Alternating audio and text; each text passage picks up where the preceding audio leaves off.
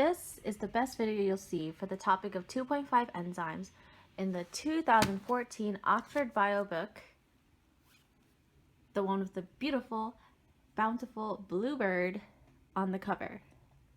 So first we're going to look at active sites, that thing, and enzymes, this whole thing.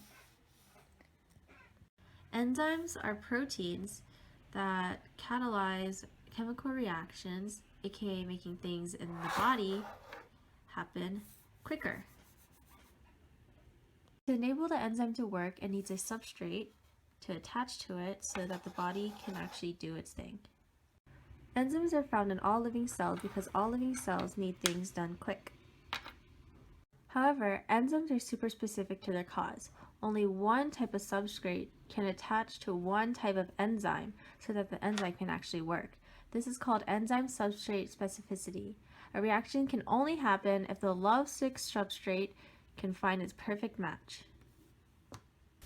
This can be described as a sort of lock and key method where, again, only one specific substrate can attach to the active site of the specific enzyme in order to work.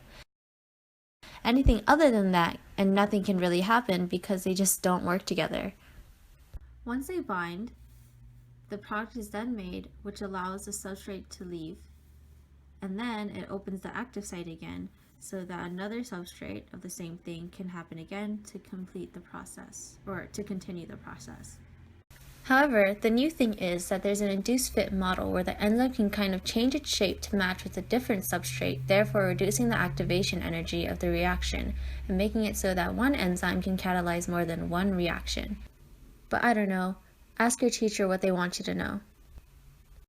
Next is enzyme activity. Enzyme activity is the catalysis of a reaction by an enzyme, basically what happens when the enzyme does its thing.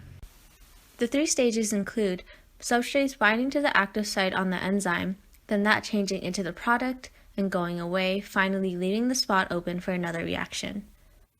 But for that to happen, the substrate has to move really close to the active site on the enzyme. This connection is called a collision.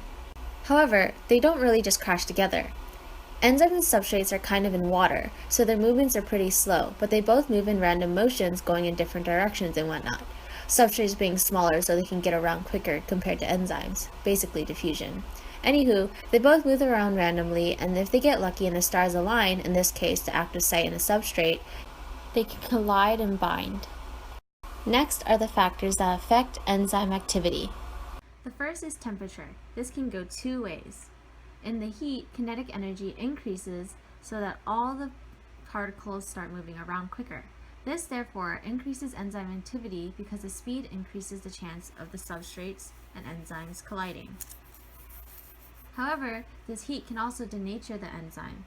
This is when the heat vibrates and ruins the bond, causing the permanent change to the active site and the structure of the enzyme. When the enzyme is denatured, it's finished, and the activity falls as each enzyme burns to death and no more things can happen. It's pretty sad. So heat can be both a good thing and a bad thing.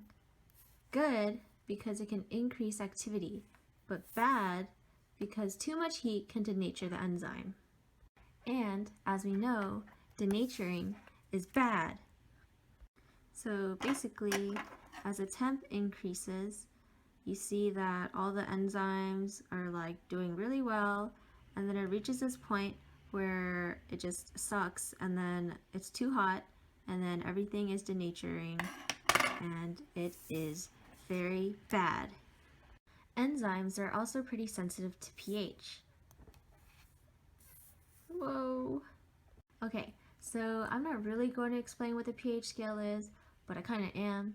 Anyway, the lower the more, goodness gracious, the lower the pH, the more acidic it is, and the higher the pH, the more basic it is, with a 7 being the neutral number.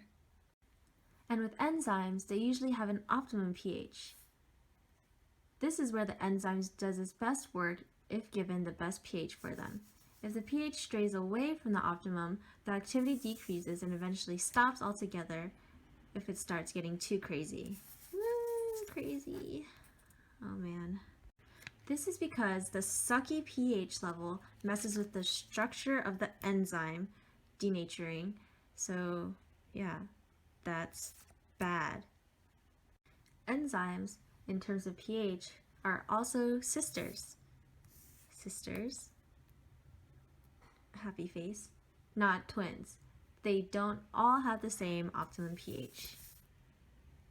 The pH graph is pretty similar to the temp graph, where you see the enzymes doing really well, and then it reaches the optimum pH where it does, the best, and then at the other parts it still like sucks. Yeah. Lastly, enzymes are also affected by substrate concentration. As you know, enzymes can only work if there's a substrate.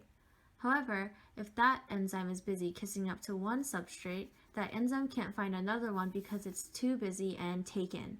The enzyme can only move on to another if the business has been done and the substrate moves on to bigger and better things. Some of you probably can't understand that concept because, but just a FYI, the more you know. So, if the substrate concentration rises, nothing can really happen if all the active sites are taken, even with all of them floating around. It will steadily increase as all of them group together, but if there's too many substrates per active site, they end up just waiting around until the next one is available. So for the substrate concentration one, you see that as the substrates increase, the enzyme activity also increases until, it reaches the point where it just can't take any more substrates in because the enzymes can't handle the amount. Next are immobilized enzymes. It's literally what the name entails. Enzymes that don't move. Frozen. This is due to the attachments of enzymes to another material or into aggregation so that it can't move, such as sticking the enzymes to glass or trapping the enzymes in gel. Immobilized enzymes are mainly used commercially in industries such as biotech, med, and agriculture. Enzyme immobilization is good for a few things. This includes making them easier to separate from the products of the reaction, which enables the reaction to be stopped at an ideal time and preventing contamination of the products. Recycling of the enzyme for another use. Apparently enzymes are very expensive, according to the book. And substrates can then be exposed to higher enzyme concentrations than with dissolved enzymes, which speeds up the reaction rates. And finally, my gosh, is lactose-free milk. If you didn't already know, lactose is sugar, and it basically sucks for people who are lactose intolerant because it causes it's naturally in milk. In order for this to happen, lactase, this thing, gosh darn it, let's do it again. In order for this to happen, lactase needs to be extracted from whatever this is. It's some kind of yeast apparently, and it needs to be purified so that it can be used to free up the milk of lactose.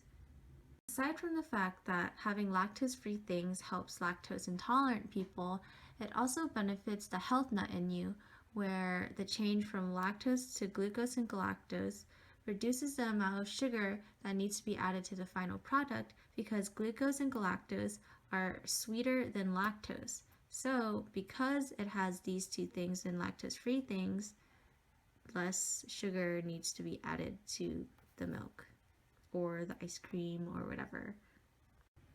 By incorporating glucose and galactose, it also makes your ice cream a lot smoother because it's more soluble than lactose. And finally, the yogurts and fermented stuff that you eat can be made faster with lactose-free stuff, the glucose and galactose, because the bacteria ferments it quicker compared to the lactose. So, to wrap this up, and if you skip the beginning stuff, here's a summary of everything you need to know. Enzymes have an active site to which specific substrates bind. Enzymes catalysis involve molecular motion and the collision of substrates with the active site. Temperature, pH, and substrate concentration affect the rate of activity of enzymes. Enzymes can be denatured Immobilized enzymes are widely used in industries, and lactose-free milk is awesome.